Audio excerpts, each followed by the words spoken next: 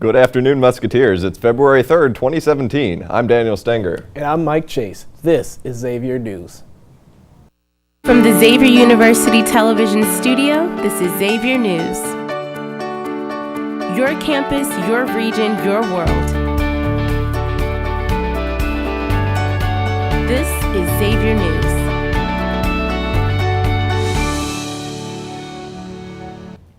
Salvos of artillery shook a sector of eastern Ukraine on Thursday, the fifth day of escalated fighting between government troops and Russian-backed separatist rebels. 2 Ukrainian troops were killed overnight and 10 others were wounded. Rebels said one of their fighters was killed. Yesterday, Russian President Vladimir Putin accused Ukraine of starting the latest escalation to rally support from the new U.S. administration and other Western powers. John Kasich told reporters Wednesday that Amazon chose Cincinnati Northern Kentucky International Airport to be utilized as its worldwide air cargo hub over Wilmington. The main reasons for Amazon's decision was better job applicants and available facilities. Amazon announced it will make $1.5 billion investment in CVG, which will also bring forth nearly 3,000 new jobs.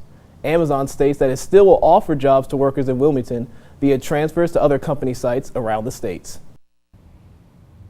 The applause from conservatives swept across the nation late Thursday after President Trump nominated Neil Gorsuch, a member of the 10th U.S. Circuit Court of Appeals in Denver, to the U.S. Supreme Court. There had been a vacancy since early last year after the death of Justice Antonin Scalia. During his campaign, Trump had promised that, if elected, he would nominate someone in the mold of Scalia, who often publicly took to task the liberal justices on the Supreme Court.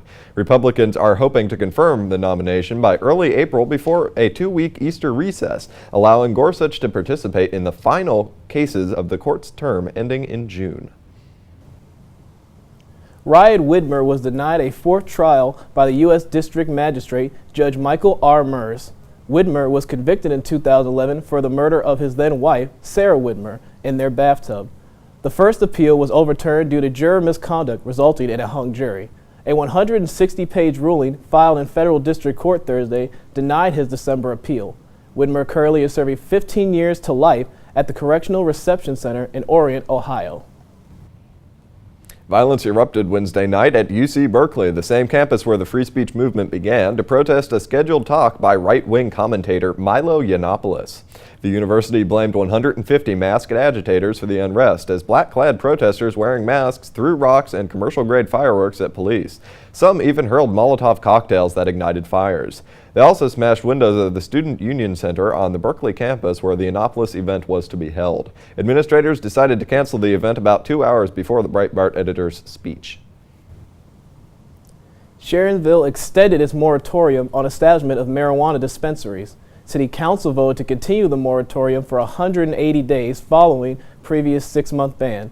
It has been established in advance of House Bill 523 and will take effect on September 8th. The program will allow patients with a physician's recommendation to use medical marijuana for a qualifying medical condition. The zoning of dispensaries has been left up to local municipalities. Turning to campus life here in Cincinnati, Musketeers across Xavier live and work with RAs. Xavier News' Will Jossard is here to highlight their experiences. Today we will be taking a look at the RA experience in Fenwick Hall.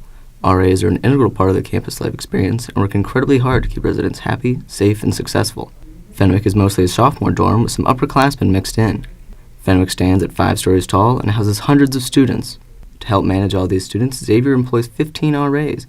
Here is a 4th floor RA, Taylor Crawford, to tell you about it. You're just really there for your residents if they need anything, having any roommate issues, anything going on with their classes, anything they want to talk about. There is a resource, a friend, basically whatever people in the hallway need. I've been in Fenwick both years being an RA, so dealing with sophomores is definitely a lot different than dealing with first years, but basically just what they need, I'm there for what you guys need.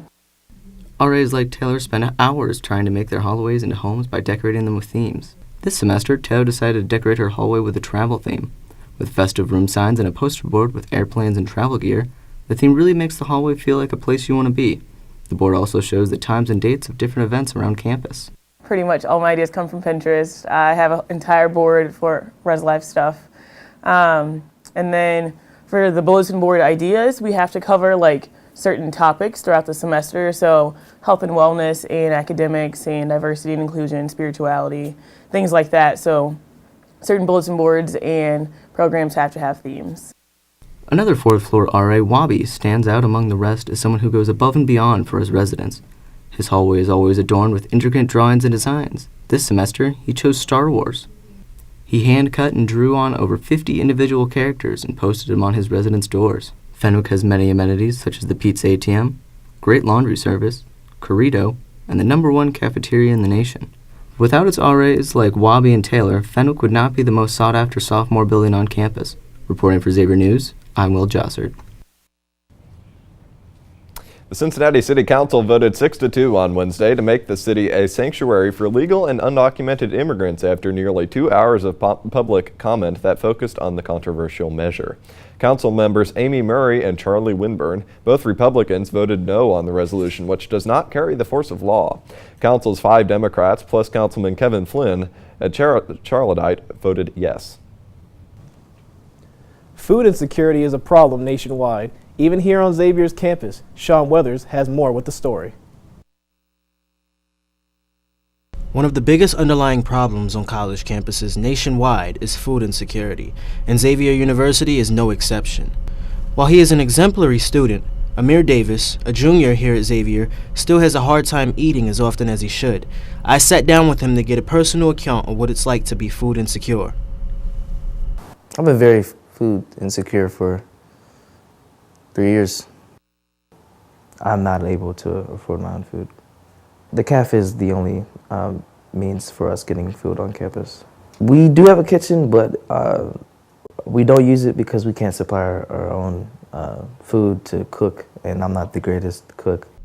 When choosing a meal plan, Xavier students also reap the benefit of dining dollars, a currency that allows students to purchase food from other restaurants on campus such as Subway, Blue Gibbon, Corrido, as well as a few others. When asked about these dining dollars, this is what Amir had to say. So the dining dollars, it does help, but there's a limit to how much you can use. Once the dining dollars are done, it's strictly CAF. The food in the CAF is not fulfilling at all. Amir is far from the only college student to encounter such circumstances. In a study published in 2016, a whopping 48% of college students reported that they were food insecure. Even those with meal plans were not safe from food insecurity. 43% of meal plan enrollees still experience food insecurity. I have the 80 block choice. I think it may be 4 meals a week. If you would like to learn more about food insecurity on college campuses, you can visit feedingamerica.org or studentsagainsthunger.org. I'm Sean Weathers for Xavier News. Thanks, Sean. All right, that's all from the news desk, people. We'll be right back with Paul Fritchner and Xavier Sports Report.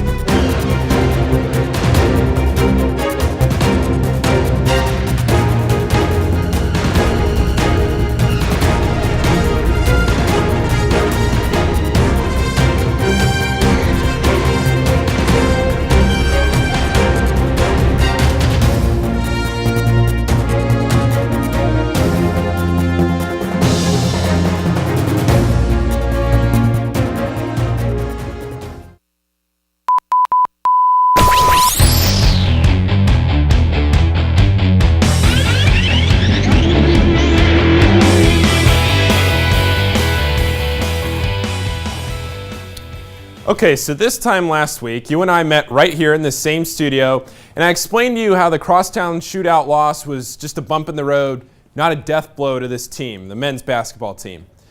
Since then, let's just say a lot's transpired and there's a lot to unpack. So 2 days after I talked to you, Xavier was at the world's most famous arena, Madison Square Garden, playing a St. John's team that's still finding its identity during a rebuilding process under new head coach Chris Mullen. Well, Xavier won the game, but they suffered a huge blow in the process. Edmund Sumner, the point guard, went down with a horrific-looking knee injury after a layup, causing freshman Quentin Gooden to step up and take command as the point guard. We later found out that Sumner had suffered a torn ACL, and his season was over just like that. This injury has both immediate ramifications for this Xavier team as they gear up for the last part of the season, and it also puts Sumner in a tough spot.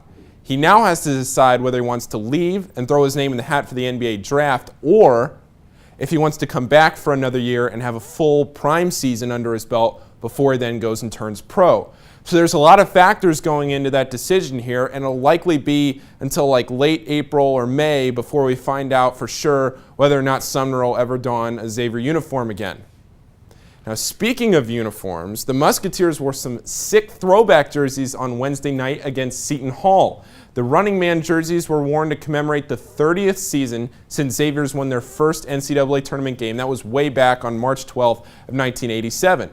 Maybe those jerseys had a little extra spirit in them because the Edmund List Musketeer squad fought tooth and nail to gut out a 2-point win over Seton Hall. The Pirates had a shot to win it at the buzzer, but it rimmed out. My stomach was in knots, and Xavier earned a much-needed, solid win.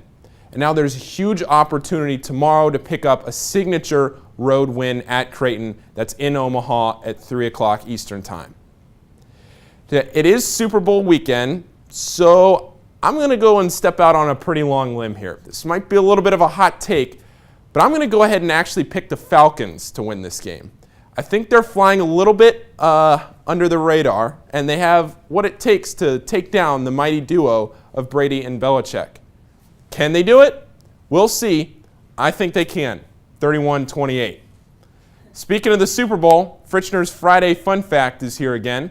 I compiled some stats from Wallet Hub about the big game and just, thought you might be interested about them. About 5,000 journalists will be there to cover the game, and Fox Sports will use 70 cameras to broadcast it. The average ticket price is $5,216, and the cost of a 30-second ad is over $5 million. Remarkably, though, 80% of Super Bowl ads don't actually increase sales or purchase intent. And finally, 1.5 million people will call in sick to work on Monday, but I know you'll be right there in the front row of your 8 a.m., right? Okay. For everyone here in the studio, I'm Paul Fritzner, and I thank you for watching this week's edition of Xavier News. Watch the basketball game tomorrow, enjoy the Super Bowl on Sunday, and hopefully I'll see you right here next week, same time, same place. Let's go X.